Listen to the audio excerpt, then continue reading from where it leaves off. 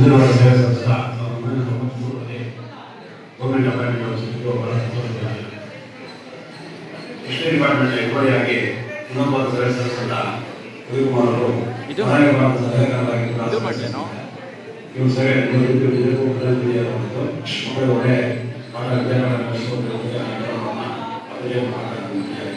ಇದೇ ರೀತಿಯಾಗಿ ಮುಂದೆ ಕೂಡ ಕೂಡ ನಮ್ಮ ಸಂಸ್ಥೆ ಸೇವೆ ಸಲ್ಲಿಸ್ತೀನಿ ವಿಷಯನ ವ್ಯಕ್ತಪಡಿಸಿದರೆ ನಾವು ಕೂಡ ಅವ್ರನ್ನ ಸ್ವಾಗತಿಸ್ತೀನಿ.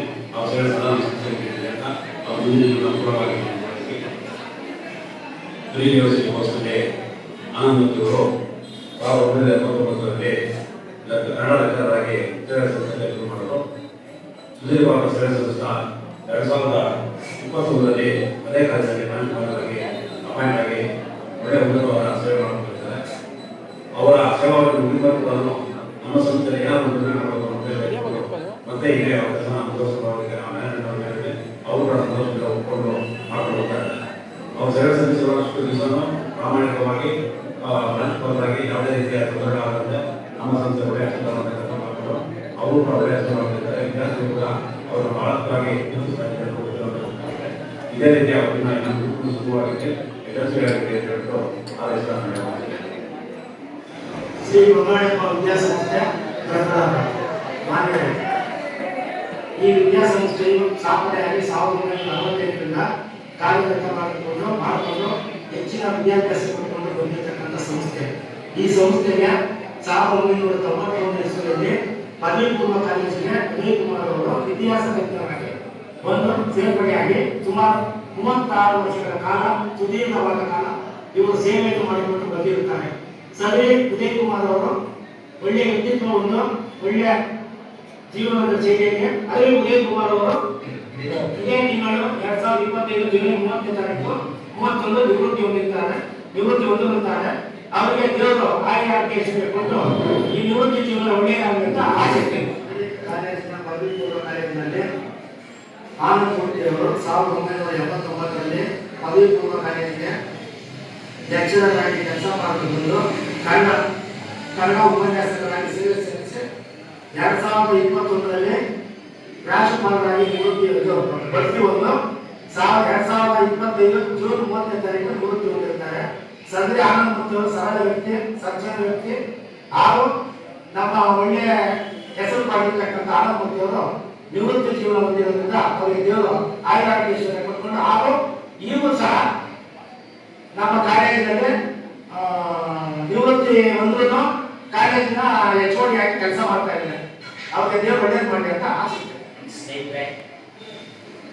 ಸ್ನೇಹಿತರ ಬಗ್ಗೆ ಮಾತಾಡೋದೇ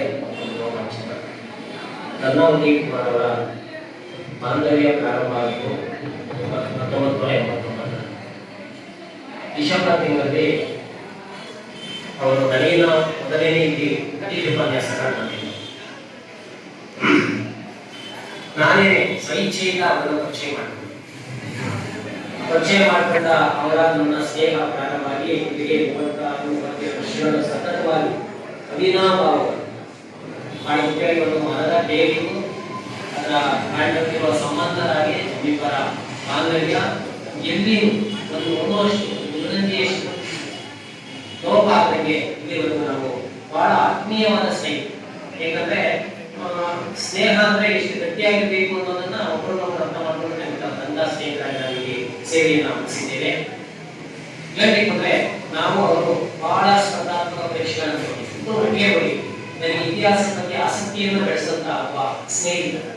KS ಎಕ್ಸಾಮ್ಗೆ ಯುರೋಪಿಯನ್ ಹಿಸ್ಟ್ರಿ ನನಗೆ ಎಷ್ಟು ಜನ ಗೈಡ್ ಮಾಡೋದು ಅಂದ್ರೆ ತುಂಬಾ ಚೆನ್ನಾಗಿ ನನಗೆ ಹಿಸ್ಟ್ರಿ ಬಗ್ಗೆ ಆಸಕ್ತಿ ಬಂತು. ನಾನು ಆಕ್ಚುಲಿ ಇಂದಿನಲ್ಲಿ ಇತಿಹಾಸದ ವಿದ್ಯಾರ್ಥಿ ಅಲ್ಲ, ಆದ್ರೂ KS ಹಿಸ್ಟ್ರಿ ತಗೊಳ್ಳಾಗೆ ಮಾಡಿದಂತ ಒಬ್ಬ ಆತ್ಮೀಯ ಸ್ನೇಹಿತ. ಆಮೇಲೆ ತುಂಬಾನೇ ಹೃದಯವಂತ, ಮಗುವಾಗಿ ಅವರ ವ್ಯಕ್ತಿತ್ವ ಹಂಚಿಕೊಂಡಿರೋದು ಅವರ ತುಂಬಾ ಒಳ್ಳೆಯ ವ್ಯಕ್ತಿತ್ವದಲ್ಲಿ ಮುಖ್ಯವಾದ ವ್ಯಕ್ತಿತ್ವ. ಅವ್ರು ಯಾವತ್ತೂ ಒಬ್ಬರೇ ಊಟ ಮಾಡಿದ್ದೇವೆ, ಇಡೀ ಸ್ಟಾಫ್ನೆಲ್ಲ ಕರೀತಾರೆ.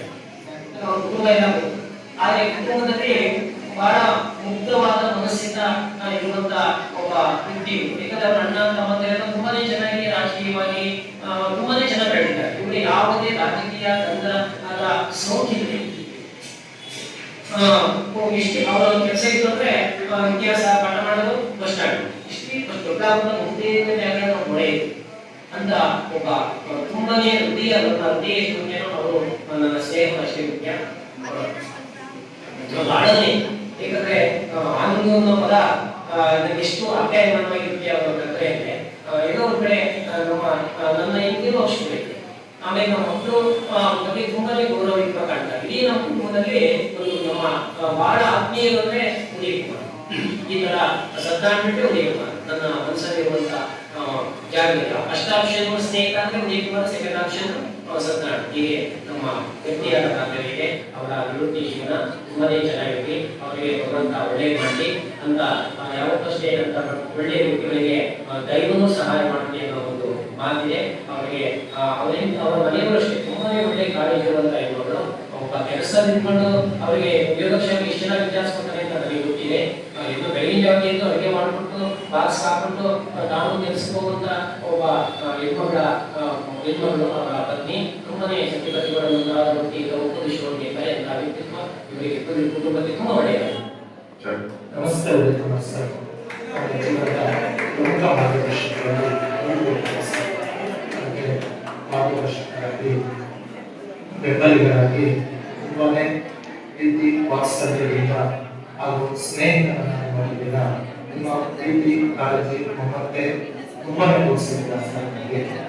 ಅದಕ್ಕೆ ನಾವು ನೋಡಿ ಸರ್, ನಾನು ಶ್ರೀ ಗೋಪಾಲಯ್ಯಪ್ಪ ಪದವಿ ಪೂರ್ವ ಕಾಲೇಜಿಗೆ ಉಪನ್ಯಾಸಕನಾಗಿ 10 ವರ್ಷಗಳ ಹಿಂದೆ ಬಂದೆ ಸರ್. ಆ ಸಂದರ್ಭದಲ್ಲಿ ನಿಮ್ಮನ್ನು ಪ್ರಾರಂಭದಲ್ಲಿ ನೋಡಿದಾಗ ಮಾತಾಡಿಸೋದಕ್ಕೆ ಭಯ ಅನಿಸೋದು ಸರ್.